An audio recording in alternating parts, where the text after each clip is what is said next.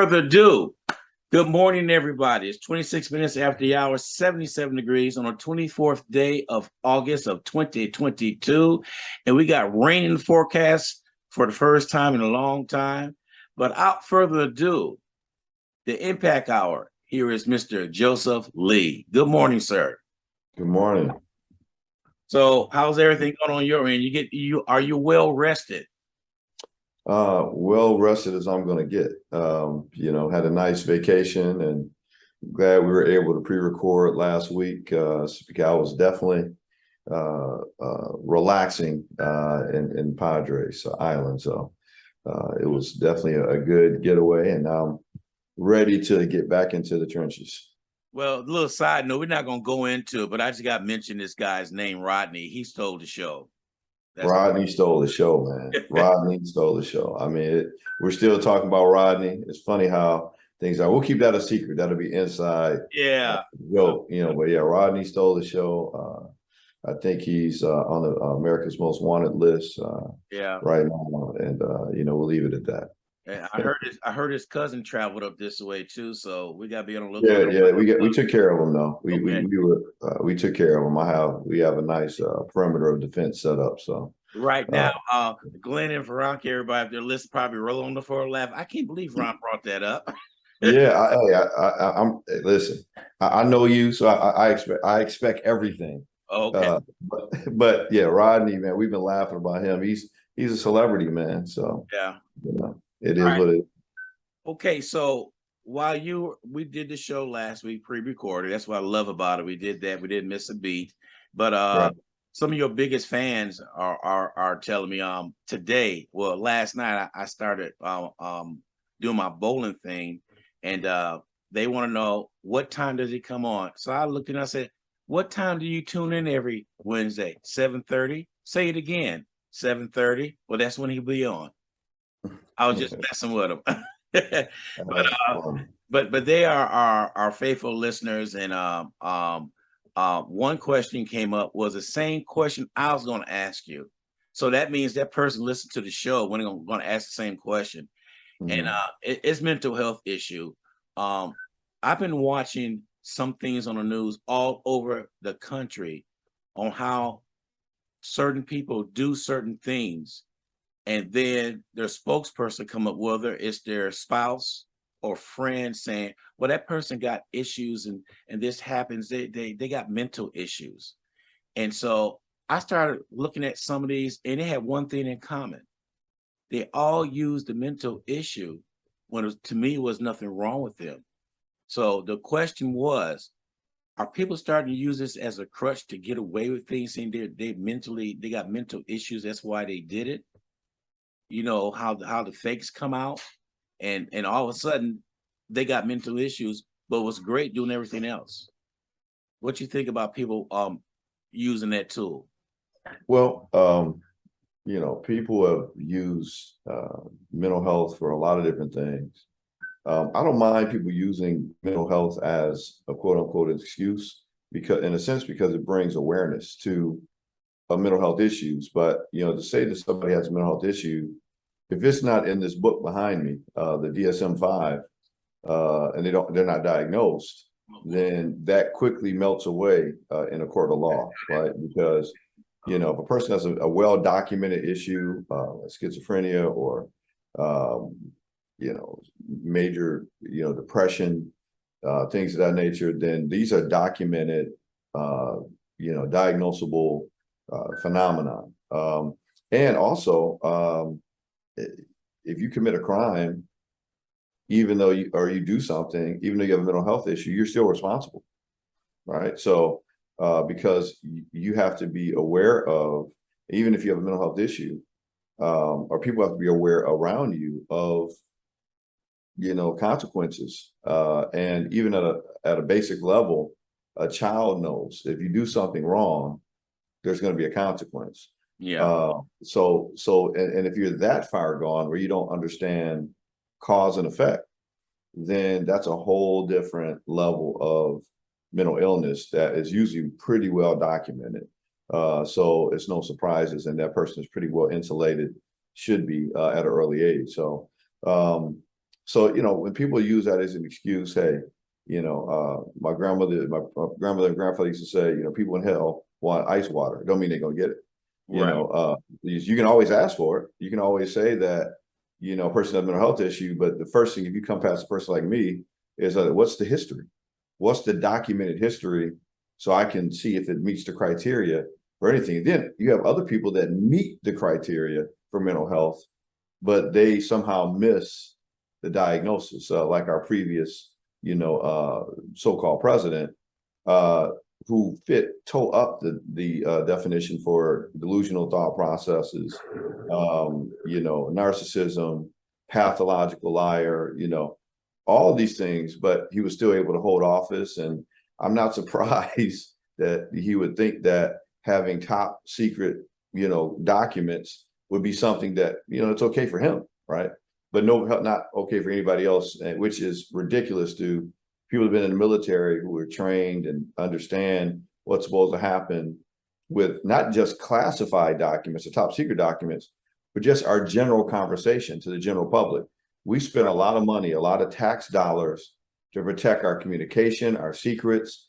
That's why we have coded speak, all that. And to think that you could just, because you're disgruntled, you get fired from a job. Some people take pencils, some people take paperwork. He takes top secret documents from the White House, and people are defending him. So it's like, I don't know. I mean, it's like some people don't use mental health as an issue and pretend to be perfect, and then there are people that use mental health issues and they don't have anything going on, or it's not excuse enough. But what I think they're trying to do is get some leniency, right? Yeah. Because in the law, if intent is a large part of the sentencing or what you're being charged with. And if you have a person who has a documented mental health issue, then sometimes they can have leniency in their judgment. So I think that's why a lot of people try for that. I've never seen somebody go, "Oh, you got a mental health issue, so you didn't, you killed 2 people, you're okay." You got a mental health issue. No, you're going to jail. Right. You go now, depending on what type of jail or depending on what's going on. If it's well documented, then yeah, then I think there's some validity possibly to it. But if somebody just claims it, hey, I could claim to be whatever, but if it doesn't meet this criteria back here in this DSM-5, then you don't really have anything. So that's when people get arrested and they plead not guilty, and then they see that it's not going their way, then they change it guilty with mental health issues. And that's when the court step in and get them evaluated to see if they can stand trial. Is that about how that goes sometimes?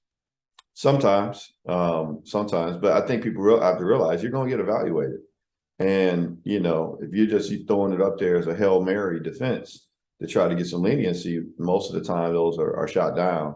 And, but you have to go through this process and this legal dance. And a lot of times it's loopholes, they're trying to catch a loophole. Yeah. And that's one of the things you throw out there. And I guess what I don't like about it is it takes some validity away from people that really do have serious mental health issues, that I've seen it and really do have some problems. They kind of make people shy away and say, "Oh, he's just playing crazy. Oh, now he's got this issue or whatever, but he was just fine the day before." Well, you don't know. And the person gets evaluated. And I think sometimes there is some valid reasons, but you're still accountable for what you do, regardless of if you have a mental health issue or not. You're still accountable for what you do. So, so basically, if you do have a serious mental health issue, doesn't mean you're not going to be taken away from society if you do something really egregious. It's going to be, you may have to have some mental health services, and unfortunately, some people commit crimes because they do have mental health issues, and that's the only way maybe they feel they can, get mental health care services. So I've heard of that, because, in prison, you do have access to mental health care, dental care, all that. So if you're imprisoned by mental health issues, being physically in prison sometimes may not be a bad option. So I think we're going to have to be able to revisit and bring back some of these institutions where people need to be evaluated and then also treated if they're not fit for society. Which bring I'm gonna roll things back a little bit about mental health. I'm gonna just give how I seen things growing up. Before somebody had mental health, they put them in an institution for mental health. Then they decided sometimes the best way to treat them at home. And I remember some of the old school people would say, "What's wrong with Billy? Oh, he's special." And that was a word that was used. He was special. He always stayed up in the room. They brought him food and everything. He wouldn't interact with society. And nowadays, if you look at mental health now, it's running rampant. And like I said, people will not take the time out to see what's going on. They always want to give them a pill. Then they could come and say, "Well, he's okay as long as he's on his meds." So we went down that road, and I don't know where we at right now with it. We got meds, jail, institutionalized. We got all that going on now. I don't know if there's a fix for it or not if they're on the medications. I really don't know because that's not my expertise, but that's what I see going on in society today. So what do you think about that? Yeah, some people definitely do need to be on medication, but I think you got to understand something about medication. There's a right way and there's a wrong way of getting on meds, right? So some people, like kids getting diagnosed with ADHD, there's a process that you're supposed to go through before you get prescribed meds, and that doesn't mean that your kid is just overactive in school, and then you go talk to the doctor and they prescribe you medication.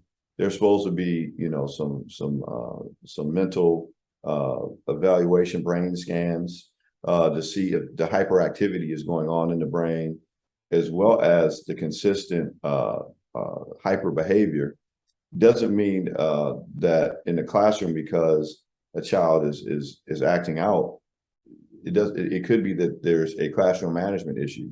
So I've been on those panels where we're evaluating if a child needs medication or if there's a classroom management issue, if they're not getting enough sleep at night, if they're playing video games late at night, and then getting up. Those same symptoms can mimic hyperactivity. Yeah. So sometimes people are over medicated.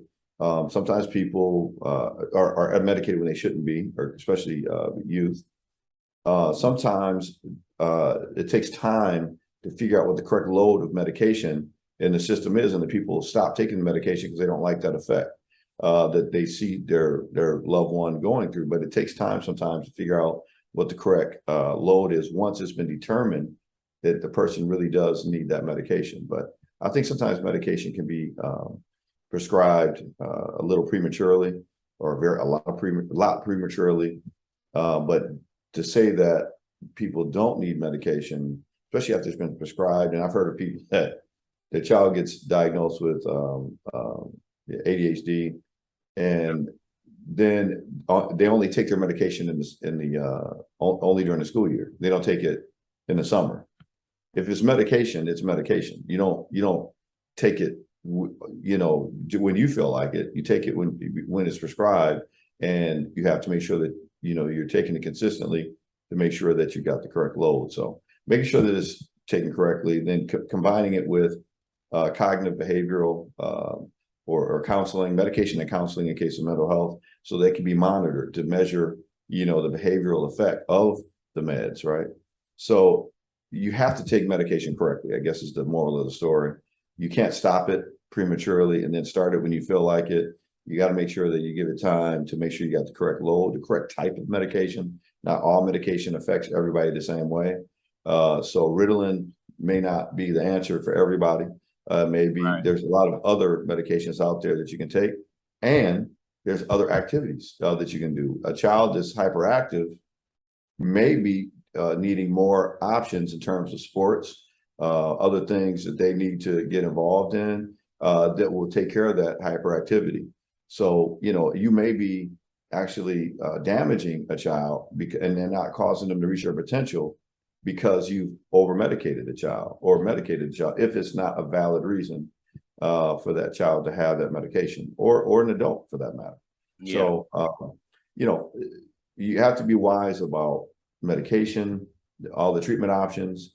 I like to see exhaust all options before we consider medication. That's not my first go-to as a therapist. All right. Somebody just asked the question. Do you have a suggestion on things to try before medication? Yes. If it's depending on the situation, if we're talking about children or we're talking about youth, I think that a child needs to be observed for a while in the classroom. I've done those observations. I've had those observations done to see what the triggers are, to see if if the child is just consistently having hyperactivity behavior, or if it's a time of the school day when they're active with what's going on in the classroom. Is it in transition periods, whatever, or is it just constantly? Then also getting the child, seeing what the child's sleep schedule is. Being a detective, being a therapist is very much being a detective and watching the behavioral patterns. See if a child is staying up late, not getting enough sleep, their diet. I had this one cow, they couldn't figure out what was going on with the child, but eating a lot of sugar, eating a lot of snacks, that are sweet and high in sugar, of course, sweet, but that sugar in the system was causing some issues, right? And I mean, when I talk about issues, I'm talking about kids was getting Mountain Dew, on a regular basis. That was the drink of choice. Right. And Mountain Dew is high in caffeine. These monster drinks and all that stuff. I don't think these are appropriate for kids, right? To be drinking, especially in high amounts. And then you have the child couldn't sleep correctly, and then they were having all kinds of problems at school. So observing the behavior, observing the diet, observing the sleep patterns, observing the triggers when this thing is happening, where a child is sitting in the classroom. Are they around a lot of the kids are distracting them, talking to them? I was one of those kids that, when I was in class and I was by my buddy, we're gonna have a problem. And we joke all the time that, can you imagine me, you, and one of our other buddies, Glenn, in school together? We'd be probably getting suspended every day. Yeah. Thank God I never got suspended. But I had parents that were on my butt, making sure that I was doing what I needed to do. And that's it. So you have to look at all those things, sleep pattern, diet, food, also family history, right? If you've had somebody in your family that's had problems with anxiety, had problems with hyperactivity, then it could be valid that that's been passed on to your child. You know what? You just brought that up. And that was a question from Miss Chalet about adult depression and anxiety. It's almost like you're reading what I'm seeing right here. So that's a good valid point. Is that passed along as growing up with somebody who is depressed? Could that be passed on to the kids, the adolescents, I should say, as they're growing up? Is that passed along? Definitely. One of the things that during an assessment that you ask is your family history on anxiety or depression. And that's one of the factors that helps you lead to a diagnosis is family history. If a person has, depression, or if there's been a suicide in the family, then those are one of the things that we try to find out to kind of get a picture of what's going on. And what's been, I think, common knowledge now for years is that there is a genetic strand to a lot of mental illness. So if your parents have depression, anxiety, it's very likely that a child may have that passed on genetically, as well as if the environmental factors that created depression, anxiety have continued in that next generation, with that child. They have a parent that has addiction issues, or a parent that suffers from major depression. That environment is conducive to creating sometimes an environment where a child may pick up some of those traits as well from the environment as well. So, it's a genetic trait, it's an environmental trait. And it all goes into a really good assessment done to determine, those things. And that does play a factor in my diagnosis. If I know it based on what I'm seeing, and then also the history, it does have an effect. Wow, and that's something I remember. Growing up, I think every town has that one person that walks around, and especially in a small community, and he just walks around, talk to himself. But then when you talk to them, they're very receptive and they're pretty smart. So, and I remember at times we had people in our neighborhood that walk around, and I'm gonna just use the name Billy. Billy, what you doing today? Oh, I'm doing okay. So, you going home? Yeah, yeah, I'm going home. It's like the neighborhood looked out for him. They knew he was special. I'm gonna use that word special because that's the word I was brought up with. But they looked after him, make sure he didn't get into any trouble. I think everybody has that person, especially in a small town. But we never seen Billy being violent, never at all. He was just to himself, and every once in a while you sit down and strike him and have a conversation with him. And once you talk to him, said, "This dude is pretty smart." And so we wonder what happened. I don't know what happened. We just know that's how he was. Yeah. Well, one of the biggest misconceptions is that because people have mental illness that they're slow or they're stupid. You got to understand, with a lot of these mental illness issues, schizophrenia, hyperactivity in the brain. That means the brain is firing, and it's firing a lot, and it's not firing in an organized way, which causes some of these hallucinations, some of these issues. But with hyperactivity, means your brain is active. You have to fight figure out a lot of times what reality is and what reality isn't. But with your brain functioning, and firing, it could very much mean that you're intelligent or highly intelligent, even genius, right?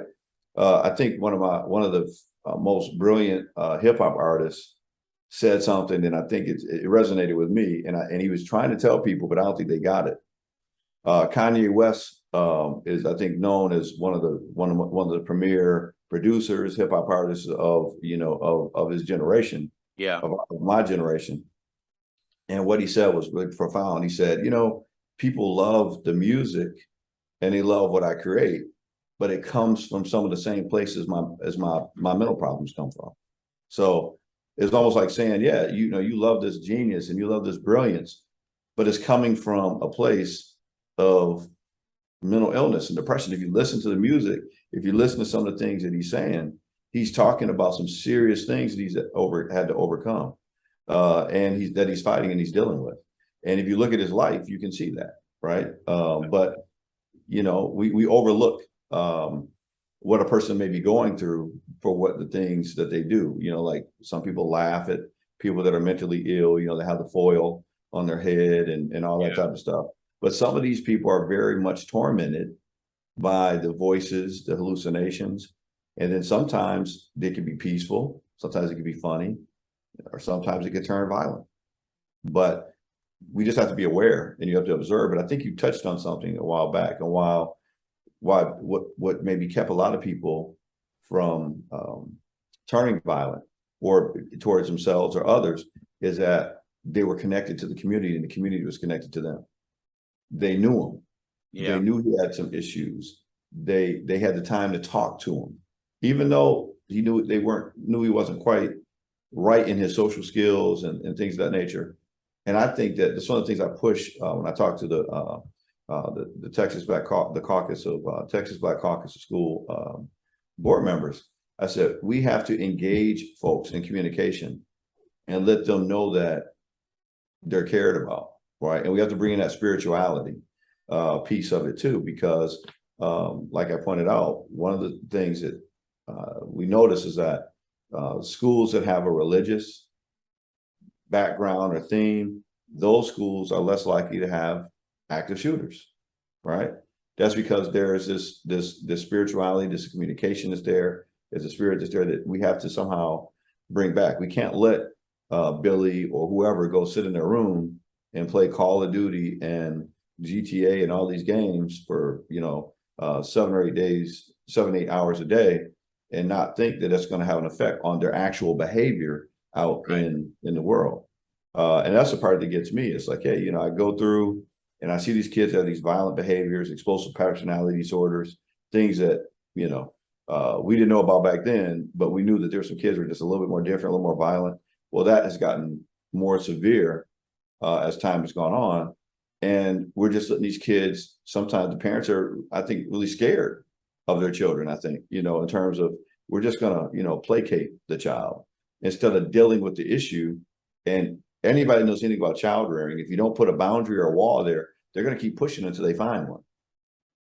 And unfortunately, I think we're seeing kids that are getting into things, and adults that are getting into things that wall, that boundary should have been set years ago, but it's not, because, we're not doing parenting like we used to. In some ways that's good. Some ways we've lost some very important elements of parenting. Yeah. And community. Getting back when you're talking about Kanye West, I'd looked at some famous movie stars, singers, and all that. I'm not saying they all do, but some have some mental issues, and they use that singing or acting as their relief. They're in their own world when they do that, but they're on medication because of anxiety, depression, and all that. And that's amazing that some of these famous actors and singers, they get up there and perform live, but then they're trapped in their own world. When it's over with, they're just there. You know what I mean? Well, I mean, three major talents that we lost, that I know of and that you know of, we know is now open about their drug addiction. You think about Whitney Houston, you think about Prince, you think about Michael Jackson, mega superstars, but they all had that one thing in common, drug addiction, right? That came out and played a role, unfortunately, in their death. And and I think that access, mental health is everybody. It doesn't matter how much money you have. It doesn't matter if you don't have money. Everybody is susceptible to mental health issues. So that's why I think that just getting it out there, that it's okay to talk about it. It's okay to deal with it. Listen, the brain is a part of the body. If your body can get sick, what makes you think that your mind can't, right? And just understanding what it is, though, and how to deal with it. And see, we've had this thing for a long time that we used to brush these issues under the rug. We put the kid up in, up in the room, or a family member up in the room, and say, hey, somebody's special, somebody's got this, somebody's got that. But special doesn't tell you what it is.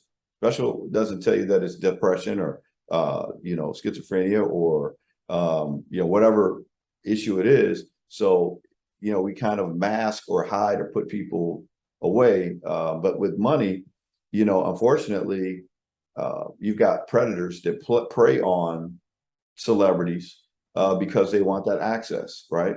So, I've got a couple people I know that are in the industry, been around a couple folks that work with people in the industry. And I think that world itself is crazy, right? You've got people around you that are telling you what you want to hear, delusional, right? Yeah. Then you've got people around you trying to, the drug thing is out there.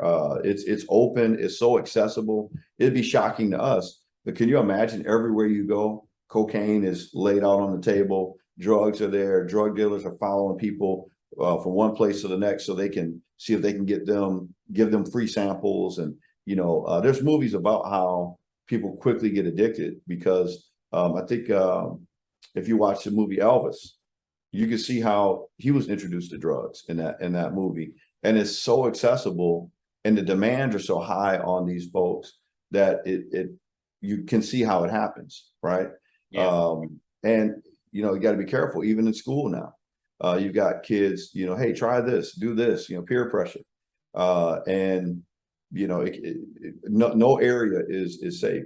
That's why we have to educate ourselves, our kids, about the dangers of a lot of this stuff, because you can, every one of these, what's interesting to me is every one of these, most of these mental health issues are in this DSM-5 and even in the DSM-4, they have a part that says drug induced.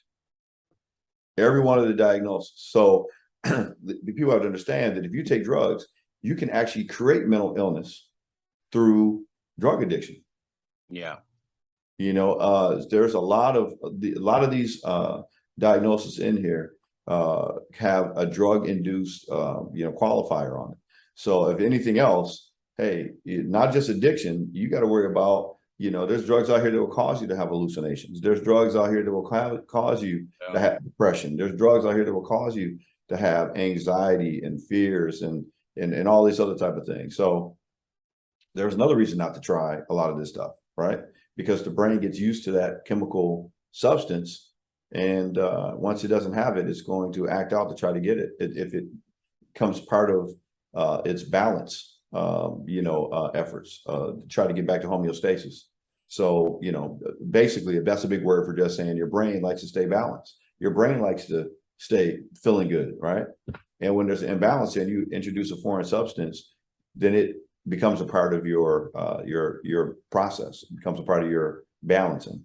So, and part of that is if I heard somebody say something a while back was when you get high the first time, that's the only time you're going to get that high. Then people reach out and try to get it again. They keep on. That's where the addiction come in, because they want that high they got the first time around, and they will never get it again.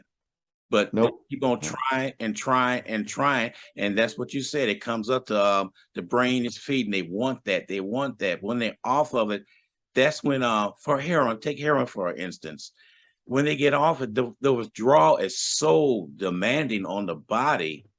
You don't know if that person's going to do it or not. And there's a relapse. There's always a relapse. I've never seen or heard anybody that come off drugs that don't go back to it. My hat's off to most drug counselors or addiction counselors. I have never really got too much into that because it's important work to be done. But it's just that relapse a lot of times is coming, and in fact, it's planned for.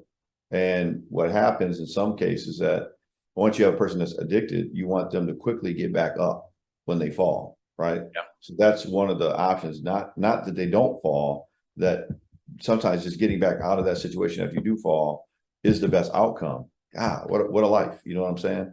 Yeah. So my thing is proactive, trying to show, and there's so much information out there. This internet, it is good for a lot of things. There is some valid information. You can see the effect of things like meth.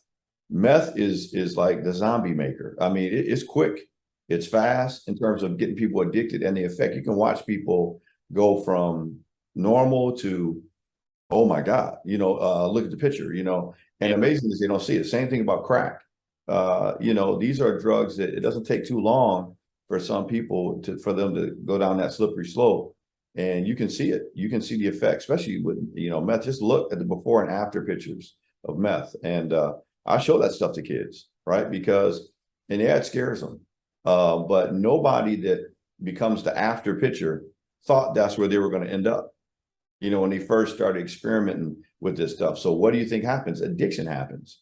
And once it happens, it's hard to get out of, and it starts off as fun. It starts off as, let me try this.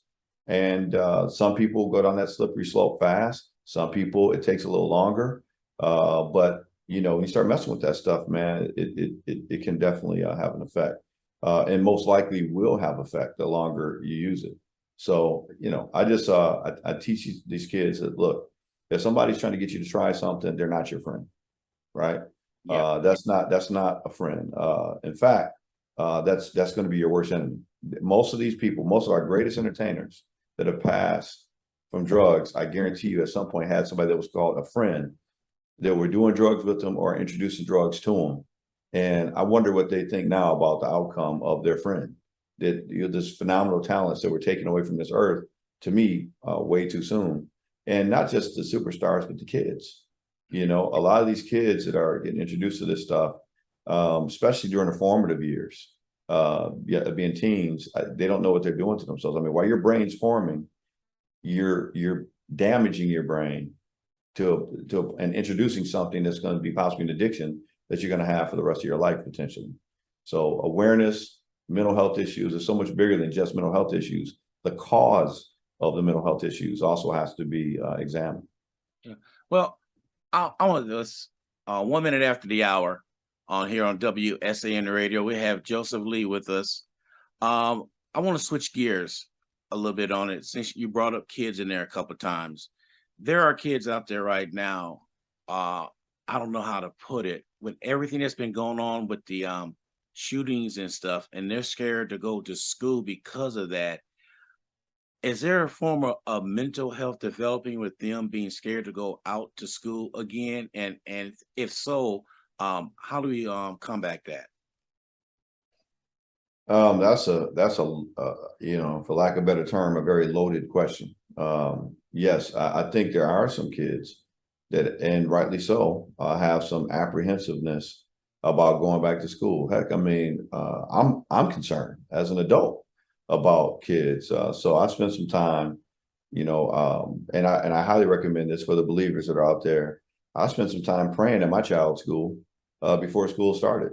Out there, out there by the playground, praying that the Lord cover that playground and all the babies, including my baby, obviously, but all the babies at school, because we've got some issues. We've got some serious issues out here. So, we have to, really, I guess, help our kids to be a part of, believe it or not, the process of identifying kids that maybe are having some issues and doing things like, instead of bullying these kids, embracing them, talking to them, being friends with kids. I mean, bullying now has taken a serious turn in terms of, now that's an indicator of the child that may turn around and become an active shooter, right?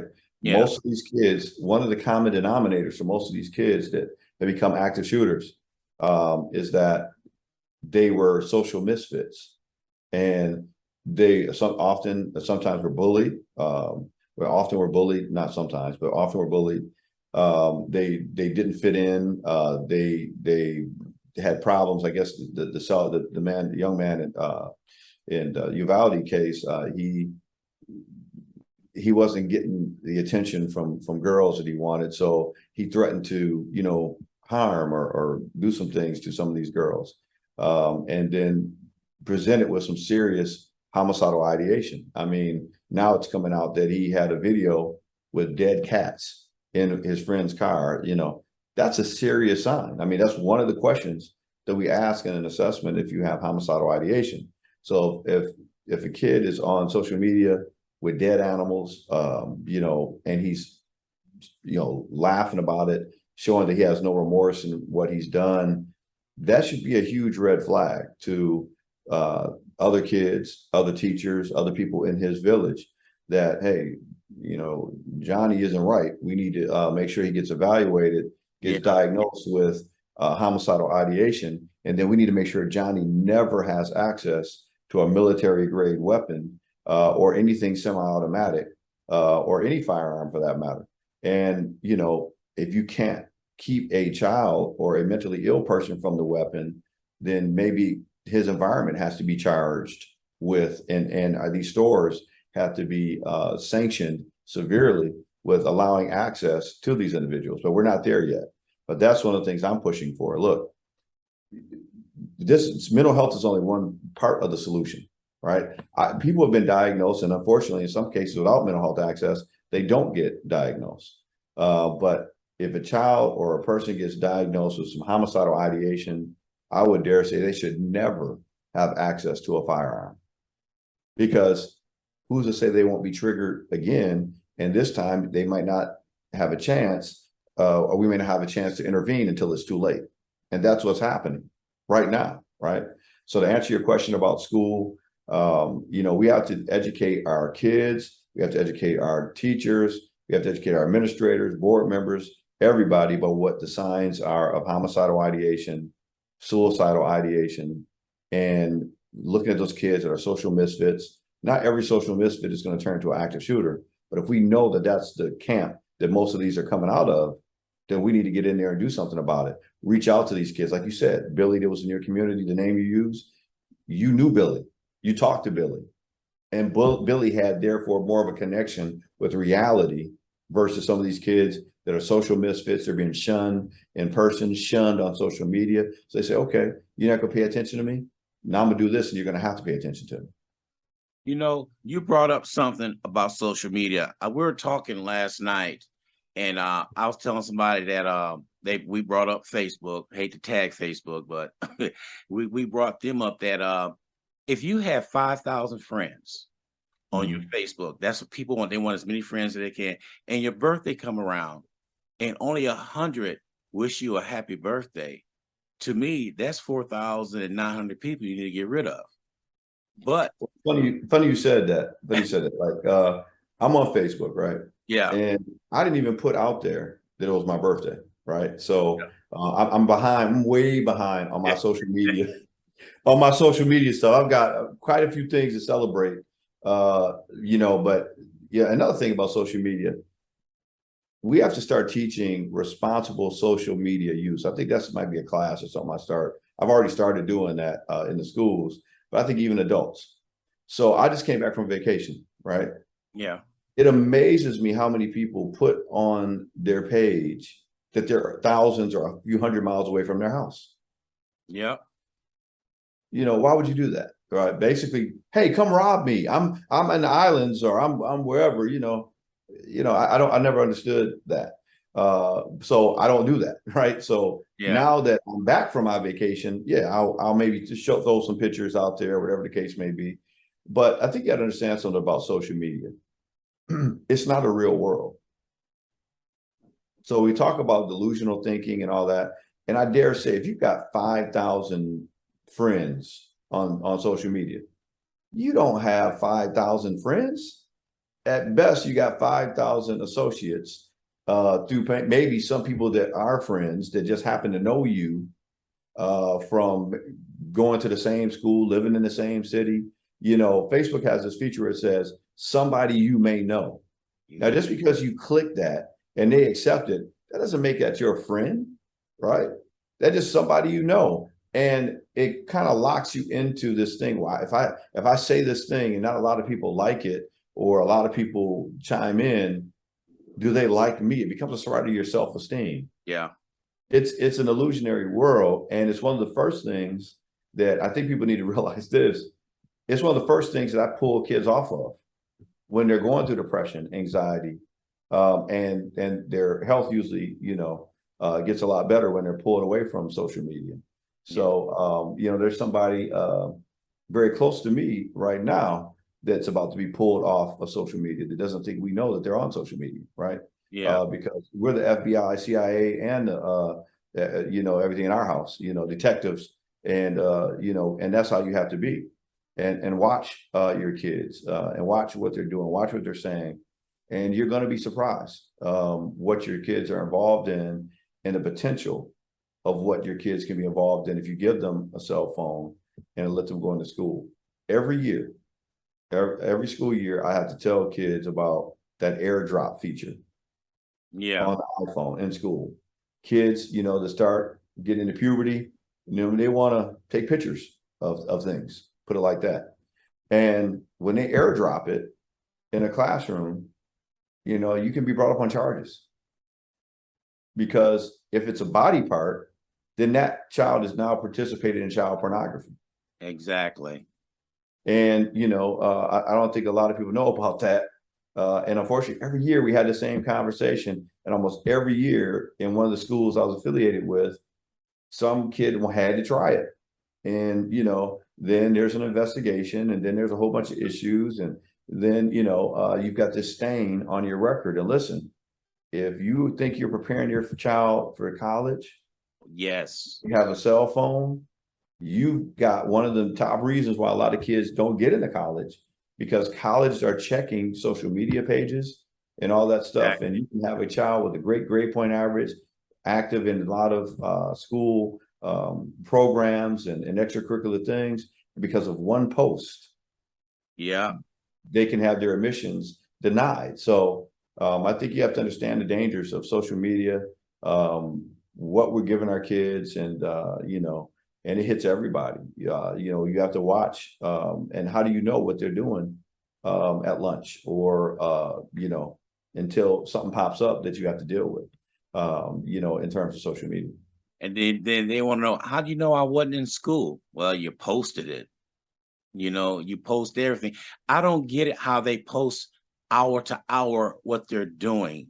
Because me and my wife talk about, I could care less what this person posted. I could care less what they're doing. But that they crave attention.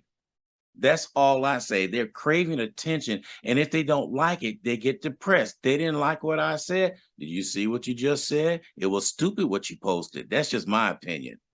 And and getting back to the post I was telling you about, some people get depressed if more than 50 people don't like what they put out there. So they try to do something bigger and better to get people to respond. Then they put something out there that's completely untrue, and people latch right on it, and they get their attention then. Yeah, well, I'll tell you what, you got to be careful what you put out there, because if you put something in print that's not true and you slander somebody, some people got attorneys. Yep.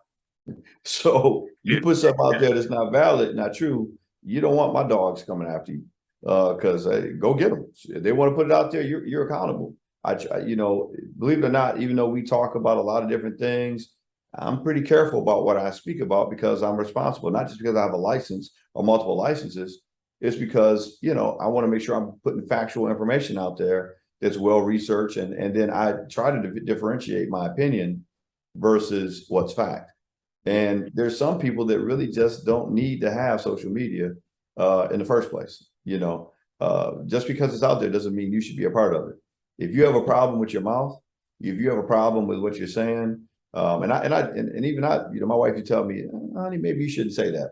And I started listening. I'm like, maybe I shouldn't say that, because then I end up getting an argument for the next couple of days, because people don't understand the context in which you're saying things. Sometimes you can put something in black and white or in writing, and it doesn't give the full context, and you can create some misconceptions or the wrong message just because of what you said. So if you're not really a good wordsmith, if you're not really a good you can really convey yourself correctly, you might want to be careful with what you put out there, because once you put it out there, it's hard to take it back. It's hard to and have to explain. And then just because you have an opinion doesn't mean that people aren't going to disagree with you. So you got to be okay with people disagree with you. Exactly. I'm okay with people disagreeing with me, but let's talk about the premises of your disagreement to see which ones are more valid and then which ones are more sound,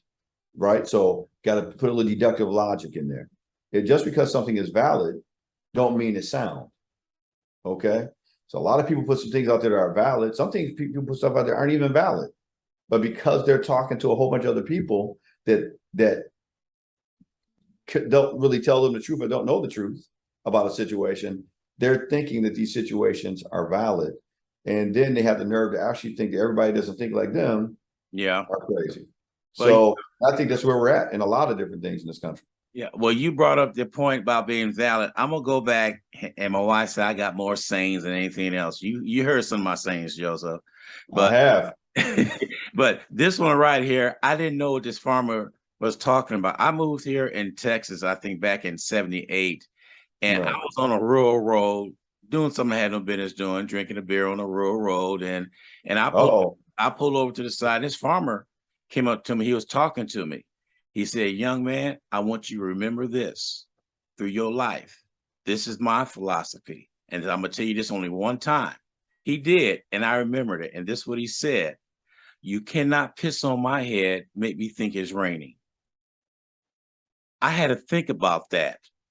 And now the way things are going on nowadays, that farmer was right. He was right on what he was saying. I don't know where he got it from. Put it this way, I don't know how I remembered it, but he's right, because if you turn around and constantly feed somebody, and they start believing this, that one person, whoa, wait a minute.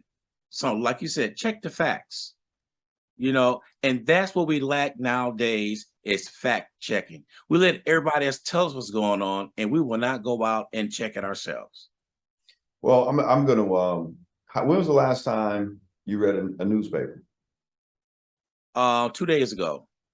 Right. A lot of people don't read newspapers anymore. A lot of newspapers have gone out of business. So there's a lot of people, I dare say there's a whole generation that gets all their facts off of social media. Yeah. That's a dangerous situation, right? Because back in the day, when you put something in print, you had to what do they call it? Redaction or when they if you say something, say again. You had to have 3 or 4 sources to for Well, no, if I remember back in the day that if you said something that wasn't valid, you had to you had to retract it, right? right. Yeah. And say on this date and this time I stated something, we found out that it wasn't true, whatever the case may be. So you had to have multiple sources. And I think, years ago I took the social media. Now, so I guess it was a media class, not social media class, because they didn't have social media when I took this class, which kind of shows how old I am, right? But we had to look at the media, that the news media, and then we had to look at print media. And it's kind of a shame that print media has gone to the wayside the way it has, because print media used to have more accountability in terms of what they could print, and they had to retract things that weren't valid. Now, a lot of times, the more valid news folks will do that, but a lot of times, if you're just stating your opinion, you don't have to retract that because that's your opinion. Yeah. But a lot of people are confusing fact with opinion and spin. And I dare say there's whole channels out there that a lot of what they're putting out there as fact is just their opinion and their own agenda, right? And then you got people actually believing that, hey, this is the way it is. And then and they're so used to listening to that rhetoric that when you hit them with a fact, they're like, oh, that's just fake news. Yeah. Okay, so I'm hitting you with a fact. And that fact is now fake news because you want to believe the delusion. And now I hear this saying all the time, and you can tell this type of person because when they're hit with a fact and they were believing something different, then they say to you, and it's valid, they say this, I don't know what to believe. Okay, you don't know what to believe because you were listening so much to the illusion and what you wanted to hear. And when they hit you with a fact, now you've got to have some dissonance, in terms of what you want to believe and what really is. So Right. you're stuck because you can't believe that you're wrong because all of the people you're talking to are wrong. Groupthink mentality. And that's what we're dealing with, right?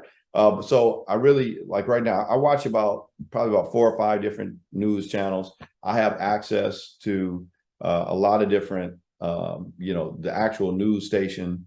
And if you're just watching one news source, that's dangerous. That's dangerous because I think it's known now that a lot of these channels, they have an agenda.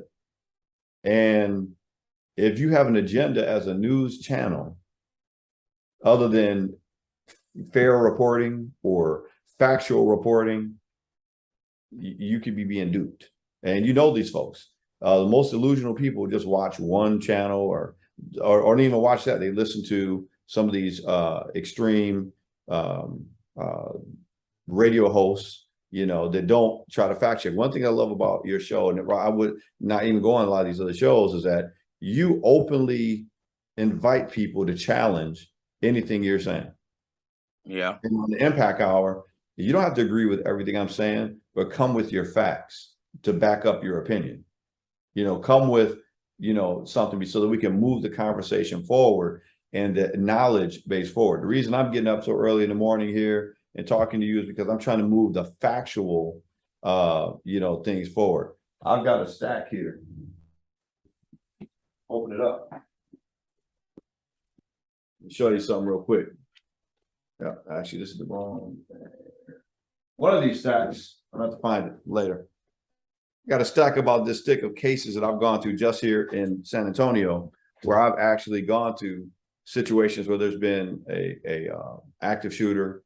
There's somebody that had passed away. There's somebody that's died unexpectedly, and there's knowledge that you gain in going to so many of those situations, right? And I'm sharing that based on my opinion, but I can back up I can't tell you the location, I can't tell you the situation, but I can show that I've been to these situations, and there's a certain knowledge you get. And when I talk about those things, I'm not talking about it because I think, I'm talking about it because I've seen the result, and I've had to think back on how these situations happen. Mental illness is real. It has a real effect. And if you don't do something about it, it's going to continue to spiral, like any other illness that you have in your body. Yeah, it might start as a cough today, but don't get it checked out. Might be COVID, might be the flu, might be something else. But you've got to look into it, because if not, people like me have to go and deal with the effect or the outcome of things. And we need to start talking about it. You know, we really do need to, think about what's going on. And I think one of the biggest things I'm concerned about when I look at the news and how so many people are allowing themselves to be duped is there's going to be an effect. Yeah. You know, everything you do, there's a cause and effect. Exactly.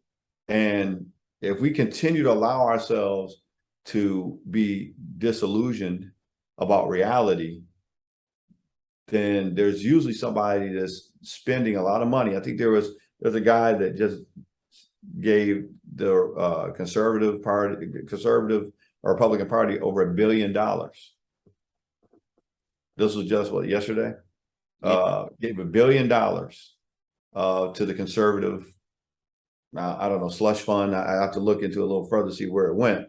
But based on what is already going on with, you know, I guess the Trump world or whatever, and the delusional folks that are being put in power, what do you think is going to happen, right? When they have unlimited advertising to put whatever rhetoric they want to put out there and to push that agenda, right?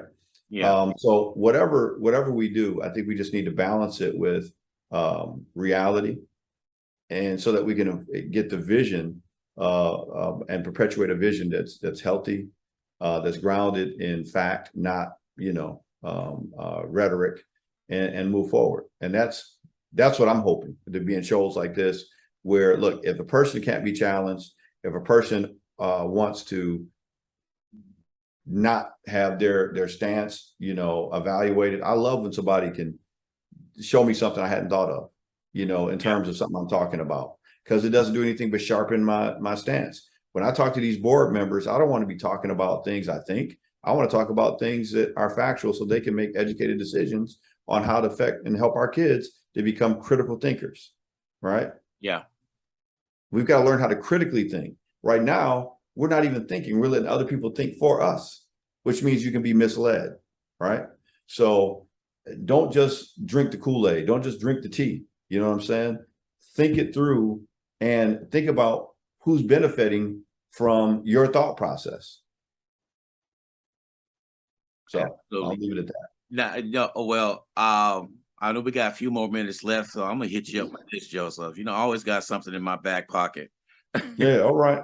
But you were talking about mental health in San Antonio. You are one of so many counselors here in San Antonio. Imagine now, San Antonio is a big city, population wise, with a small city mentality. I'm gonna put it like that because everybody always say San Antonio is like a small city, but they're big. But Yeah. San Antonio has these issues with mental health that you just now scratching the surface. Because when you speak about that here, you think about Chicago, New York, LA, but we have our own problems right here in San Antonio. And and with you, with as many counselors we have out here, there always, I hate to put it like this, there's always going to be supply and demand for your service. And I think you were telling me off camera, off the air, that that you're booked. You're pretty well booked for I don't know how long. So is the load that tremendous here in San Antonio? Definitely. And you don't have to take my word for it. Call San Antonio Behavioral Health on the weekend, Clarity, any of these other mental health agencies, and all their beds are typically full every weekend, right? And if they're full every weekend or most of the time, then where are the people that need help? They're in the community, right? And they're doing what mentally ill people do. We just had that situation at, I think, Lifetime Fitness, where a person didn't even know the person, and went and shot him, right? No connection, no correlation that we know of it. And still, I've been following that. But if you take a look at that person, people can Google it. Take a look at his face. It's pretty clear he's suffering from something, mental illness related. And it just goes on and on and on. Just look at the news. You almost have to kind of take the news in doses, though. I mean, it's so much going on, but it's because of the the overwhelming of the mental health facilities and people like myself. I mean, we're still dealing with the effects of COVID in mental health. We're so much looking at the health side of it that we're not thinking about the mental health issues that have come because of COVID. A lot of these kids that were not allowed to be in school because of COVID, they're aging out, and they're the ones that are doing a lot of these active shooting situations because they were away from counseling, mental health services at school. At school, you have a school counselor that's usually trained in mental health issues that can route that child that needs to talk to someone in a mental health facility to someone like me or another therapist or whatever. They can give them the proper diagnosis, put them on a treatment plan, whatever. So if they weren't receiving treatment for 2 years and now they're aging out into the community, you got a problem. And that's what we're dealing with. So larger cities, more problems.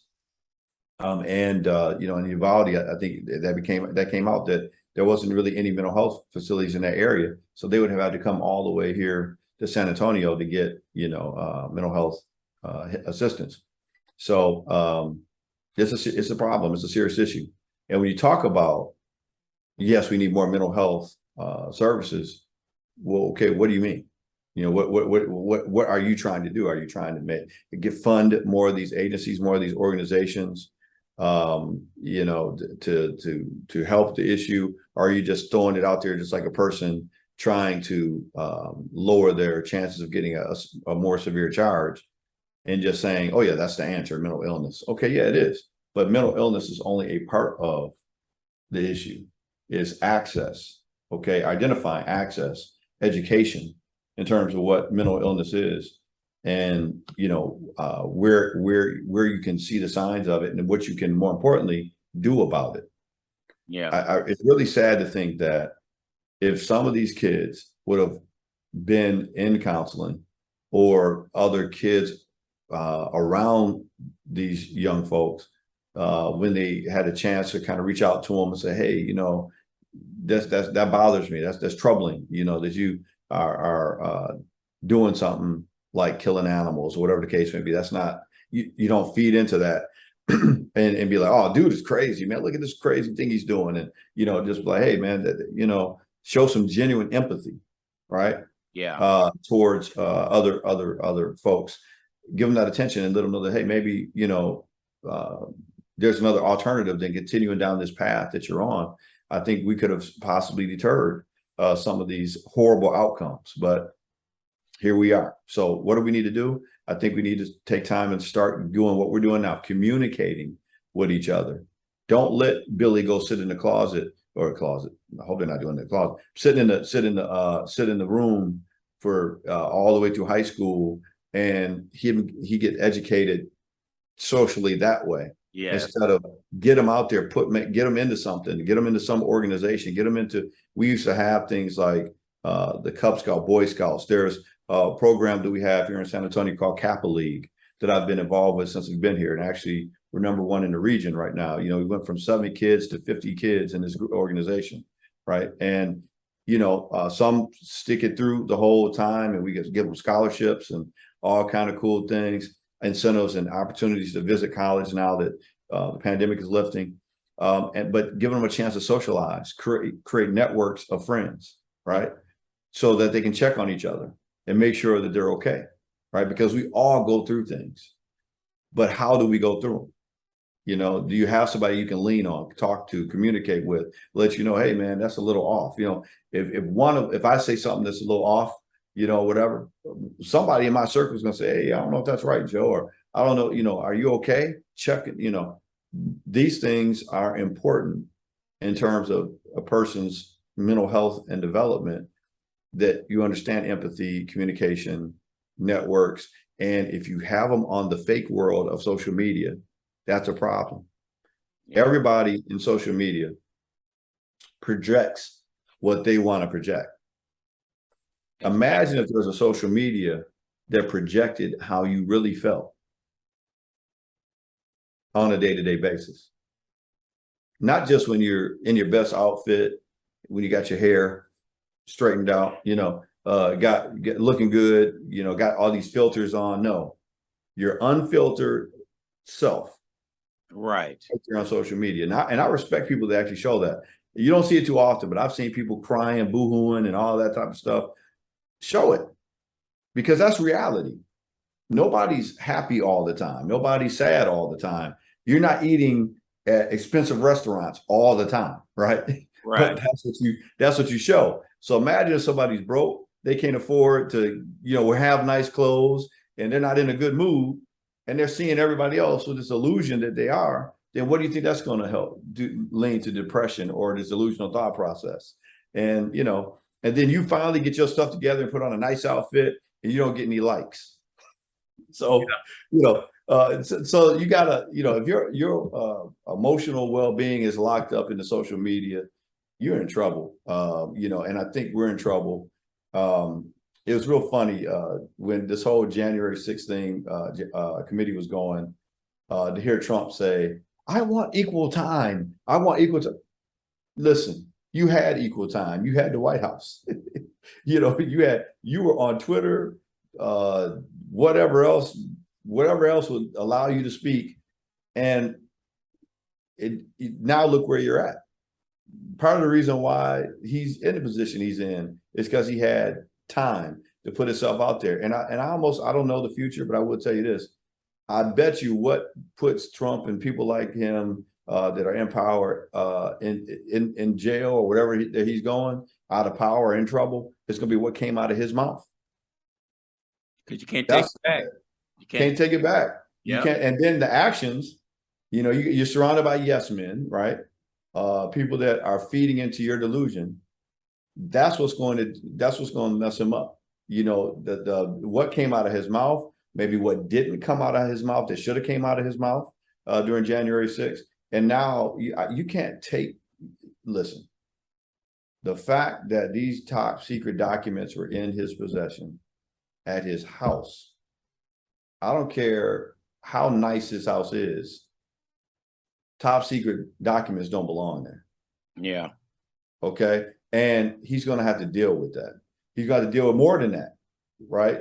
But especially the case of his mouth in Atlanta, Georgia, when he called on there asking for votes. And he's going to deal with that. Yep. They came out of his mouth. He asked for a specific number of votes. Now, that's a fact. Yep. You can't spin that. You know, did he do that or did he not do that? And if he did it, he's responsible. None of my clients, nobody I've worked with, if they do something, they're responsible for their actions. Okay. Now we can talk about maybe why they did it or what situations helped them to lead it to it. But the moment you do something that affects someone else or causes harm, you're responsible for it. Amen to that. Period. You know, that's reality. And believe it or not, reality is a part of mental health. Yeah. Woo, Joseph, we said, why do we always go over our time? I don't know, Ron. I think it's because one of us talk too much. It's probably me. It don't bother me because it's all good because we had people responding back and everything. I got one closing thought that I'm gonna say. It came out of a song when you said that about the actions and the words. It was this one song that they sung. They said, "Action speak louder than words." And I like it. And I just want to add one more. One thing I tell clients all the time is your actions speak so loudly, I can't even hear a word you're saying. Amen to that. Woo! We come up with some stuff at the end of the show, don't we, Joseph? Yeah, one to think on. Yeah. Well, it was a pleasure to have you again on Wednesday, and everybody tune in every Wednesday for the Impact Hour at 7:30 a.m. Central Standard Time. I have to say Central Standard Time because I had a lot of people tune in from the West Coast saying it's 7:30. I said, well, so now I got to say Central Standard Time to let them know. And I appreciate them getting up early just to view our show because it's a lot. And we came a long ways in the short time. And we're going to keep on pushing what we're pushing. We put it this way. I'm going to let everybody know we don't have an agenda like most people do. We just speak the truth. And that's it. It's all I have to say. We're not trying to get this and get that. I ran across Joseph. I heard his words. And so I asked him on the show. And then people started asking about Joseph after that. So I put him on the show again. Then me and Joseph sat down and talked a little bit. I said, Joseph said, well, can we make this every Wednesday? I said, sure we can. I said, okay, we can do that. And can we call it the Impact Hour? We call it whatever you want to call it, Joseph. And that's where we're at right now. So, things evolve and this is evolving. And I'm hoping a lot of people are listening to what we're trying to say. We're not trying to force feed you. We just sticking with plain old logic. And that's what we're lacking nowadays. It's logic, not this mythical stuff that people bring up. It's logic. Because when you start hitting logic, then people say, wow. Because I had one listener that called me and said, I never thought of it like that. So it's not alternative facts as some people say they are. These are real facts and logic. And Joseph, we appreciate you being yourself and coming on the show. Yeah, thank you. Thank you for having me. And our listeners, thank you for tuning in, sending in questions. Love to hear from you, and we'll keep it moving. All right, make an impact in the community. All right, you take care until next week, brother. All right. Okay. Talk to you soon. Yeah. God bless.